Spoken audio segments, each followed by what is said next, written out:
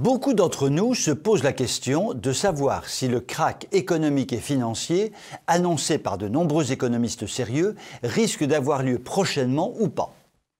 Lorsque la crise liée au Covid s'est approfondie à partir du printemps 2020, en France, mais aussi dans le monde entier, il est apparu que tout cela pourrait se terminer par un krach magistral à la sortie de l'été 2020. Pourquoi ce krach n'a-t-il pas eu lieu alors que la production mondiale de richesses chutait, que le chômage augmentait partout, que les entreprises connaissaient de grandes difficultés, que les banques semblaient terriblement fragilisées, que le commerce international se contractait? Pour une raison simplissime, les pays occidentaux ont fait fonctionner la planche à billets dans des proportions inouïes. L'argent factice devait être distribué partout et en quantité considérable, et l'on verrait plus tard comment gérer cette montagne de fausses monnaies. Les dettes publiques des États pouvaient augmenter autant que chaque État le voulait, ou presque, afin d'accompagner la crise.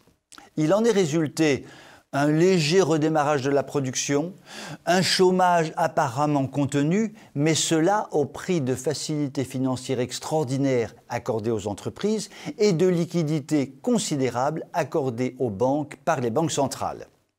Mais il en est résulté également une croissance invraisemblable des dettes publiques et privées et révèle que la politique menée depuis plusieurs trimestres par les nations développées s'apparente à un gigantesque château de cartes qui va s'écrouler prochainement.